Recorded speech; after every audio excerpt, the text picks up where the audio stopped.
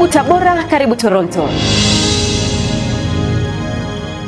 Jambo la pili, ili uimbaji uwe na ufanisi, ni muhimu kuseti vyombo vya muziki, tuning, usafi wake, mahali watakapoimbia, mahali pa vyombo, na kupima zile sauti kabla ya ibada yenyewe. Ni kiwango gani kwaya inaweza ikawa na utii kwenye huduma ambayo inafanya yenyewe? Utii, jamani, utii haukuondolei heshima, unakujengea heshima. Eneo la tatu, waimbaji wanapaswa kufanya mazoezi vizuri juu ya nyimbo watakazoimba Jumapili. Waimbaji wenyewe wanapaswa wafanye mazoezi vizuri na kwa uhakika. Maana yake kama kuna mwimbaji hajafanya mazoezi vizuri na hana uhakika, hapaswi kuimba.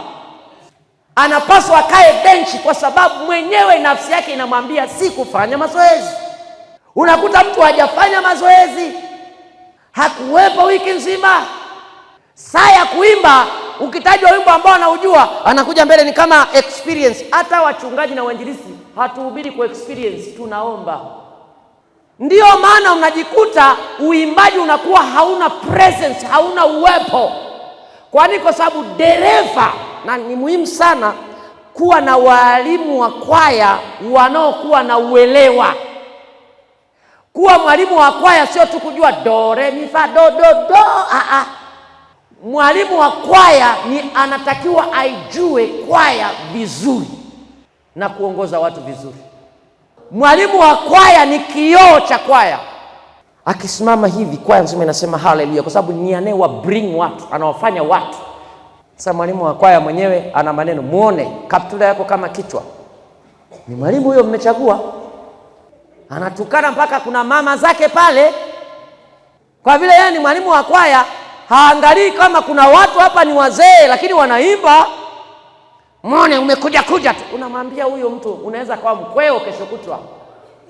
Na sauti ndiyo inayoruhusu Mungu akuponye au akutendee miujiza. Ndiyo maana anasema niite nami nitafanyaje. Kwa hiyo anaposema niite, unafanyaje? Unamuita kwa sauti. Usipomuita, sio kwamba hakuoni, anasubiri umuite ingawa anakuona. Kuita ni alama ya kwamba siwezi na kuhitaji wewe. Yaani ile unaponyanyua sauti unasema ninakuita Jehova, maana yake unafungua mlango wa Mungu kukuhudumia. Kwa hiyo sauti ni ufunguo. Watu wanapoimba kwenye kanisa hilo au kwenye hiyo madhabahu, maana yake wanafungua ili Mungu awahudumie. Kwa hiyo kanisa lisipoimba, Mungu haji. Yaani kanisa lisipoimba, ndio maana kila Mkristo anawajibika kuimba. Katika Zaburi ya 150 nasema kila mwenye pumzi na amsifu Bwana. Kwa hiyo kuimba lazima uimbe. Kuna watu wengine wanasema mimi siwezi kuimba. Sikiliza, kila binadamu huwa anaimba, ila anategemea anaimba wimbo gani. Kila binadamu huwa anaimba. Hata ndege huwa wanaimba, hata miti huwa inaimba. Kila aliye na nafsi iliyo hai huwa anaimba. Wanyama, hata maji huwa yanaimba. Lakini inategemea unaimba wimbo gani na unamtukuza nani. Kwa hiyo ibada yoyote ili iwe na ufanisi, lazima watu waimbe. Watu wakiimba, Mungu anashuka. Kwa hiyo uimbaji ni jambo la kwanza. Ndio maana tunapoanza ibada hapa au unapoanza ibada popote, lazima watu waimbe. Kwa nini? Ni kawaida katika taifa la Israeli, mfalme hakuweza kuhutubia mpaka watu wameimba. Hata ungekuwa wewe, huwezi kutoa hotuba mahali iliyosheheni mpaka watu wamekueleza huyu wa. Watu wakikuelezea ulivyo, utasimama kutoa nini? Hotuba. Waisraeli hawakuweza kuimba, hawakuweza kuhutubiwa vizuri mpaka walipoimba. Waliimba wanapokuwa wanawatawaza wafalme. Wafalme wanaingia kitini, Waisraeli waliimba nyimbo. Ndio maana katika makanisa mbalimbali wana aina ya nyimbo zao za kuimba, hata sisi tunayo. Na ukisoma sisi kwenye liturujia yetu utakuta kila Jumapili kuna aina ya zaburi lazima tuziimbe. Zaburi ya 100, Zaburi ya 95. Tumfanyie shangwe mwamba wa nini? Tuje mbele zake kwa nini? Zaburi ya 100, mfanyiani Bwana shangwe nini? Mtumikieni Bwana kwa nini? Hivi unapokuwepo kanisani ukisikia kuimba, nafsi yako inafurahi au unasikia naye?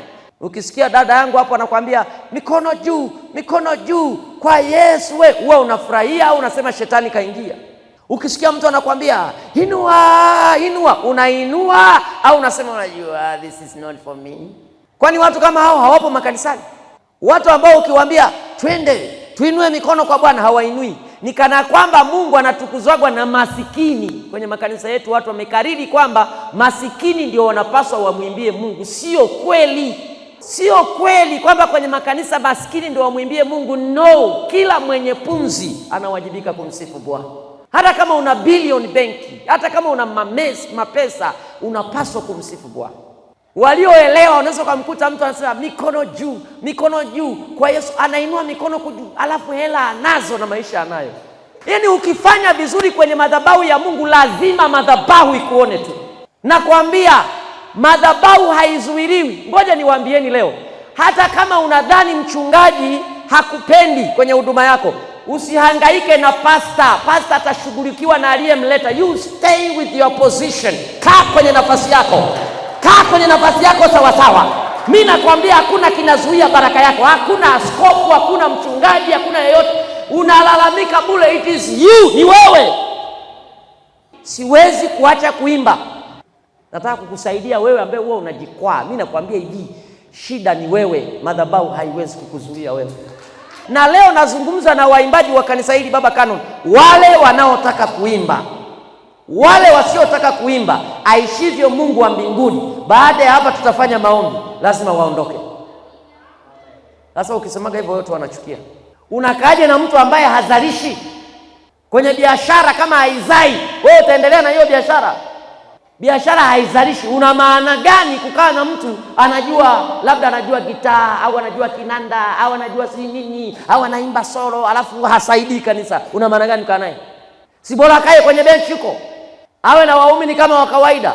Kwa sababu unapomleta mtu mbele huku amechaguliwa tayari. Ndiyo maana hakuna waimbaji wanakaaga nyuma. Wanakaa wapi? Hawa watu wameitwa. Huwezi kuelewa mpaka umeingia rohoni. Yaani madhabahu inamkomandi aseme kilichopo hapa.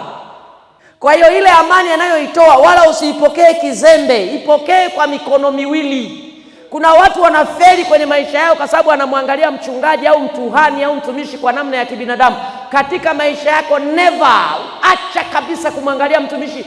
Mtumishi yoyote, hata kama unafikiri ni kichaa, maadamu aliwekewa mikono, ana neno kwa ajili yako. Yaani hata kama ukienda mahali kwa kuta mchungaji alikuwa anapiga moja baridi moja moto, haikuhusu. Haikuhusu kabisa. Wewe simama akupe mkate uondoke zako. Hakuna mtu atazuia baraka yako kama wewe ni mwimbaji.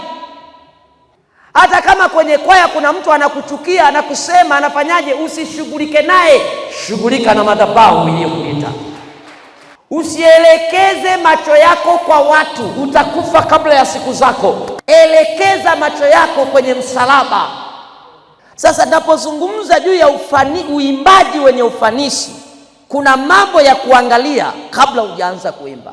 Tunaposema kwamba hii ibada ina ufanisi, ndani ya kanisa kuna ofisi 3 ambazo lazima sana ziwe na umoja kwenye ibada. Kabla ya kuhani, huyo kuhani amewekwa na nani? Na Mungu. Tuko sawa sawa? Kwa hiyo tunaposema kuhani maana yake Mungu. Alafu ofisi ya pili ni yule kuhani wa dhambi. Ofisi ya 3 ni waimbaji wa sifa. Kwa hiyo kuna Mungu, alafu kuna kuhani wa dhambi, alafu kuna waimbaji wako hapa. Hawa watu ili ibada iwe nzuri lazima wawe kitu. Ofisi hizi 3 lazima ziwe na mawasiliano. Siku hiyo ya ibada lazima huyo mwalimu wa kwaya au mwalimu anayeongoza hiyo kwaya awe amejua Jumapili hii tutaimba wimbo gani, Jumapili hii masomo yanasema nini, na nyimbo atakazoziandaa ziendane na kuhani, ziendane na masomo, ziendane na wazo la siku hiyo. Mimi nimewahi kuona ninapoendaka kuhubiri kule, nilienda kuhubiri mahali fulani, nikagusa habari za ulevi, hukumu na nini. Kumbe mwalimu wa kwaya ni mlevi, akabadilisha wimbo uliokuwa wamechagua. Walipoambiwa imbeni, akaimba wimbo wa kunihukumu. Usihukumu usije ukahukumiwa. Jamaa yuko kimwili kabisa, yaani anaona mimi mhubiri nilikuwa na hukumu wakati mimi nimesoma neno la siku hiyo. Sasa ile kanisa ilikuwa na kwaya kama 3. Kwaya nyingine nao walikuwa hawapendani, wenyewe wakaja wakatafuta na wenyewe wimbo wenye madongo. Acheni kidomodomo, huo ni wimbo, sio wamesoma Biblia wapi? Alafu anamalizia na kitu mtakoma. Unajua hiyo ni ibadani, huku waumini tunawachanganya. Watu wamekuja kusali, watu wamekuja kumtafuta Mungu, badala ya sisi tuwaelekeze Mungu yuko wapi, tunaanza kupigana mawe kwa wenyewe. Hiyo ni kwaya ya pili. Mchungaji akaniambia, unajua huyu jamaa kakutengenezea wimbo, kumbe hata mchungaji anajua. Alafu kwaya ya 3 wenyewe wakajifanya ni kama malaika, wenyewe wakaja na wimbo ni heri kunyamaza. Yaani wenyewe wanajiona ni kama wako poa. Kwa hiyo ni muhimu hizi ofisi ngapi jamani, ziwe na umoja. Kinachotoka madhabahuni, kuhani wa zamu na waimbaji wawe kitu kimoja. Ibada hiyo mtaipenda. Ibada hiyo Yesu anarudi haraka. Jambo la pili, ili uimbaji uwe na ufanisi, ni muhimu kuseti vyombo vya muziki, tuning, usafi wake, mahali watakapoimbia, mahali pa vyombo, na kupima zile sauti kabla ya ibada yenyewe. Yaani hii setting ya vyombo hivi vinatakiwa vifanyiwe kabla ya ibada, na vinafanywa setting saa 1 kabla ya ibada, 1 hour before service. Yaani kama kuna maiki, kama kuna gitaa, kama kuna nini, huwa haya magitaa yanahama sauti haya yakipigwa upepo, yanatuniwa si tintinti bass, you tune it 1 hour kabla ya ibada. Sio ukishapewa wimbo ndio unaanza ding, kwaya fulani imbeni, kwaya ya Samaria imbeni, unashangaa mwalimu anasimama ding ding ding ding ding ding ding ding ding ding ding ding ding. Alafu mtu wa kinanda naye anajifanya kama hakujua ni toni gani, unasikia ngeng ngeng ngeng ngeng ngeng ngeng. Ni ndani ya ibada hapo, yani hapo ni move. Yani watu wameshajaa Roho Mtakatifu, watu wanatamani sasa wasikie vitu vinashuka. Lakini alafu mtu wa solo sasa na yeye alafu anapiga ile maneno huku watu wamevaa kanzu, wamevaa ni Wakristo wametulia namna hii. Yaani mmepewa nafasi ya kuimba over 2 minutes bado hamjaanza. Ni kama hamkujua mlipaswa mfanye nini kwenye hiyo ibada. Yaani haya mambo yanapaswa kufanyika kabla ya ibada. Ibada sio mazoezi, ibada ni performance. Huyu mtu wa kuseti sijui mixer sijui nini anaseti kabla ya ibada. Ibada ikianza sio tena anaanza it is already tuned. Tukianza ibada unasikia Bwana huyu wa kinanda anajua ni toni gani, alifanya mazoezi jana, alifanya juzi, yani ni kugonga anaenda tu anafanya Mimi niliwahi kwenda kuhubiri Marekani. Yule jamaa aliyeambiwa aniseti mimi aliniambia niende siku ya Jumamosi. Nilipelekwa siku ya Jumamosi, nikamkuta tu jamaa yuko peke yake kwenye mamitambo. Akaniambia kasimame pale utahubiria. Akanivalisha kitu, ananiambia go, piga kelele, ruka, si nini. Nikiruka nikitumia sauti, naona jamaa katulia hivi. Baada ya hapo akaniambia it is fine now. Jumapili, yani nilipoingia tu hivi na kohoa zaidi ya watu 6,000. Kwani mambo kama haya yanahitaji maombi? Yanahitajika ni maamuzi ya mtu kuamua. Ni mtu kuamua kujitoa kwa ajili ya Mungu. Hayahitaji maombi. Wala sio pepo. ni nidhamu na utii. Ni kiwango gani kwaya inaweza ikawa na utii kwenye huduma ambayo inafanya yenyewe? Utii, jamani, utii haukuondolei heshima, unakujengea heshima. Eneo la tatu, waimbaji wanapaswa kufanya mazoezi vizuri juu ya nyimbo watakazoimba Jumapili. Waimbaji wenyewe wanapaswa wafanye mazoezi vizuri na kwa uhakika. Maana yake kama kuna mwimbaji hajafanya mazoezi vizuri na hana uhakika, hapaswi kuimba. Anapaswa akae benchi, kwa sababu mwenyewe nafsi yake inamwambia si kufanya mazoezi.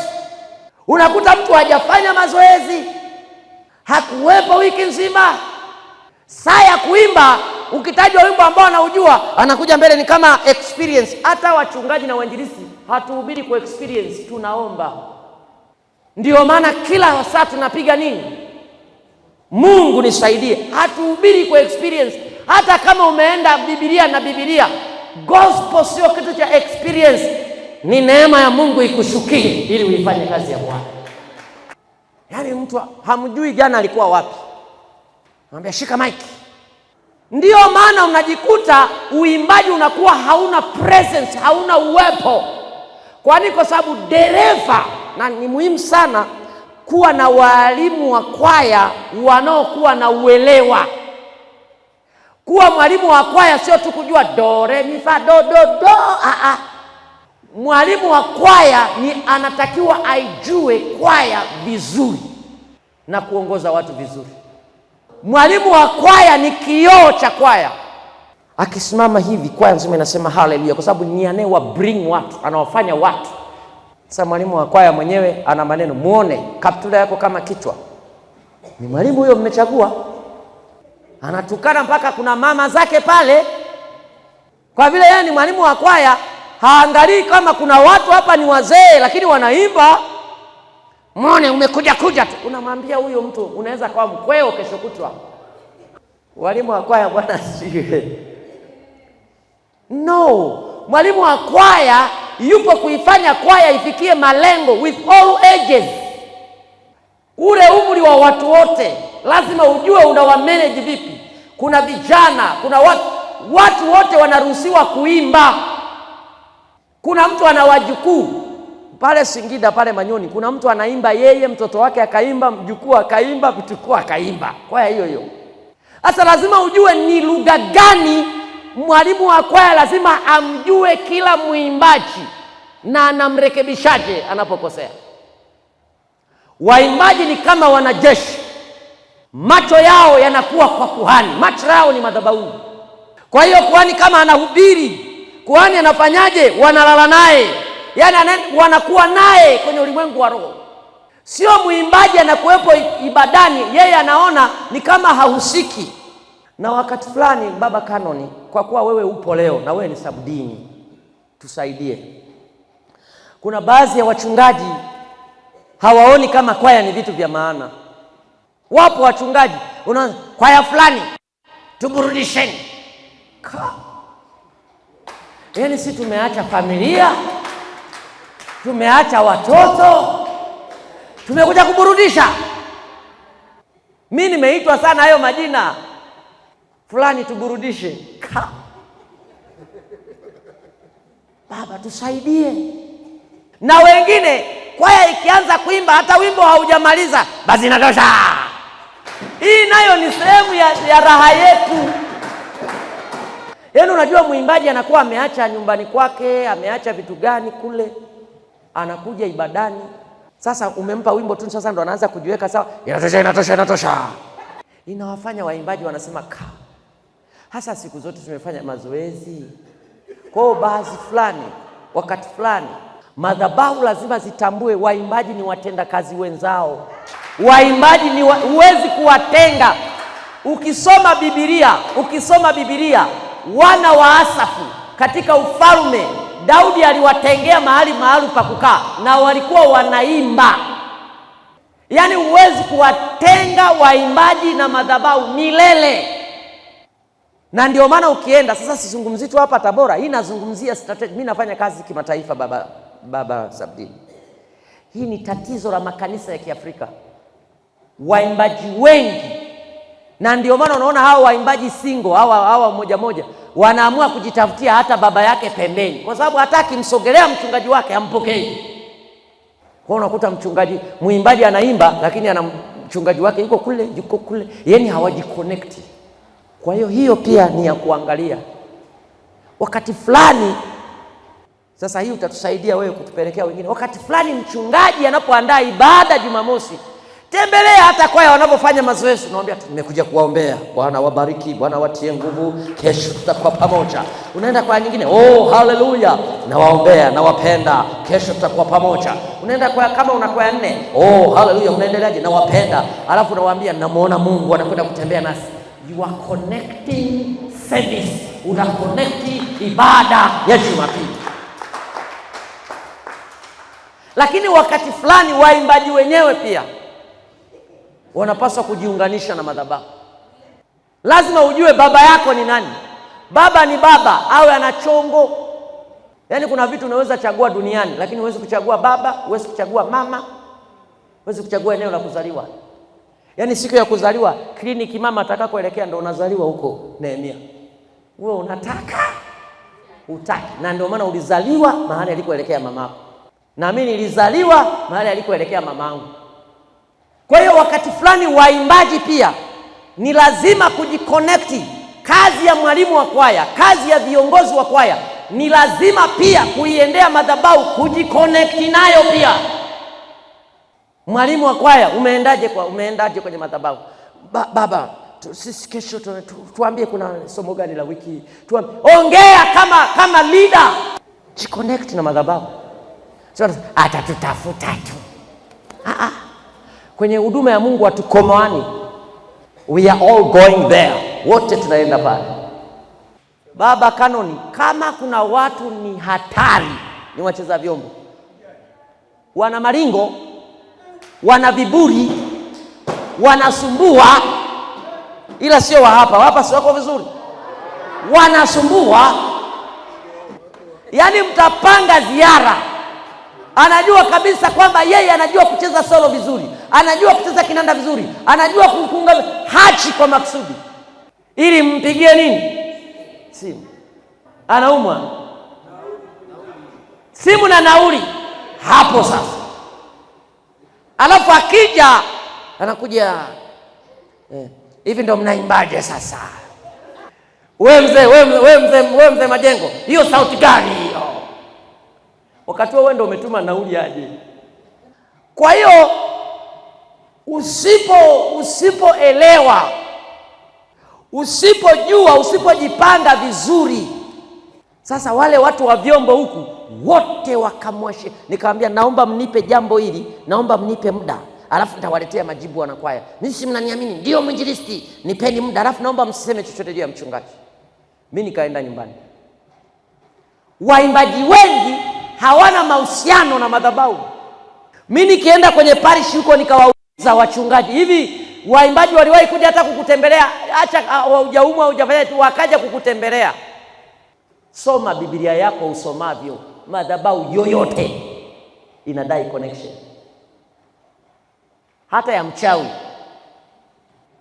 Mwalimu wa kwaya pamoja na waimbaji wasipoelewa vizuri juu ya huduma ambayo Mungu amewawekea, hawatafanya ibada ipendeze.